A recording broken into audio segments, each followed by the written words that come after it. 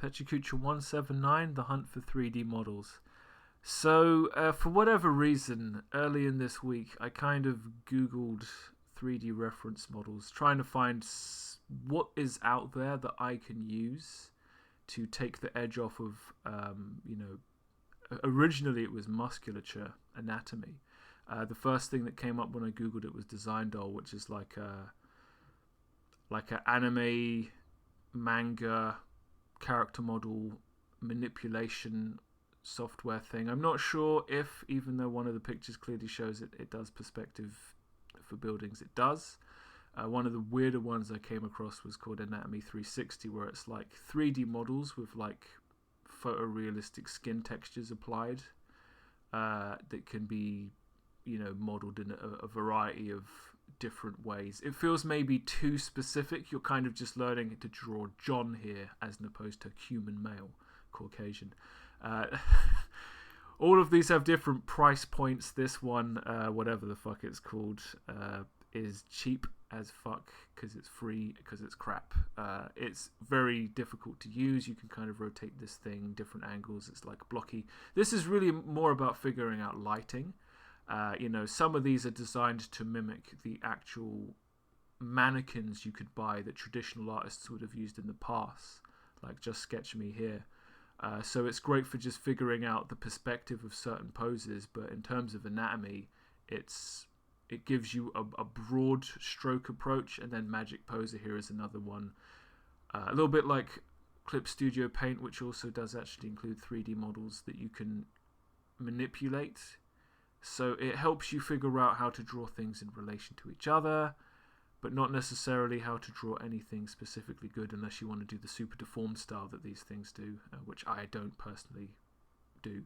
I found this skeleton reference model, which apparently the proportions are based on Andrew Loomis and Paul Richter. Andrew Loomis, I'm aware of. It's very normal for people to draw using his proportions based on anatomy, one would presume, but I don't need no googly eyed skeleton to help me get better at drawing muscles, right? So then I started thinking, well, what are the big heavy hitters for 3D modeling programs? And Cinema 4D is the biggest. This is what professionals use in Hollywood.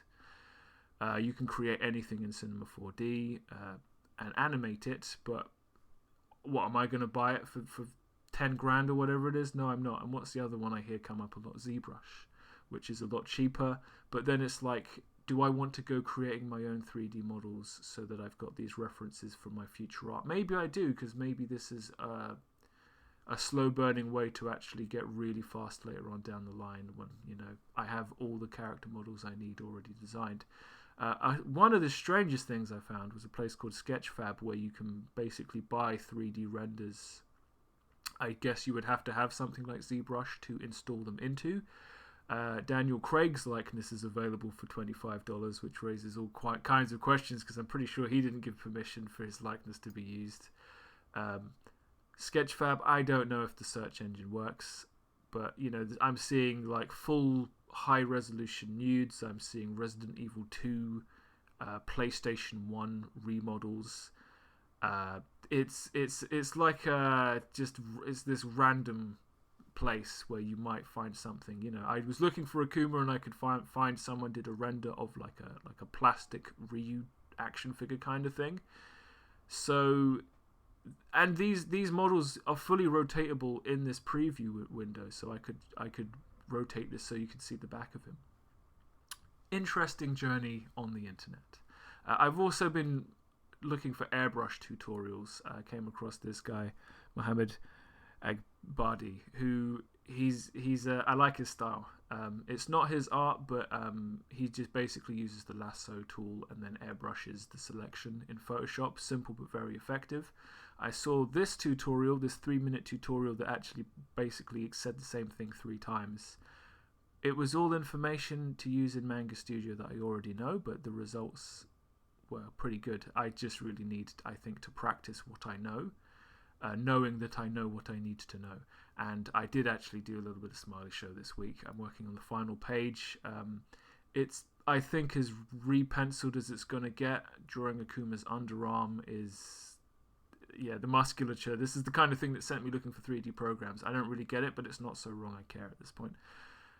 So I kind of, in 45-minute blocks, have been kind of adding to what I have without it trying to seem too much like work. I do find I'm still checking the clock. It's going to take me a while to build up a resilience to making art, because I know I should, as opposed to it being fun, which I don't do. So I started adding the Akuma powering up stuff, which in my head, I don't know if I feel like I had this really clear idea of what it was, and then when I came to do it, I didn't know what it was that I wanted it to be. So I was Googling Akuma this whole time, you know. So I went specifically looking for Akuma powering up, and it's like I feel like whenever he powers up, he's got this like purple aura of like flames. The internet neither confirms nor denies this with any great clarity. So in the end, what I ended up doing was trying a few different things, and then I just used a couple of layers, including the dodge glow effect, which makes it look super duper uber bright. It's very much a special effect thing, kind of like lens flare in Photoshop. I think it looks cool. I'm probably going to leave it, because I think if I spend another day trying to figure it out, it's not going to get any better or silly.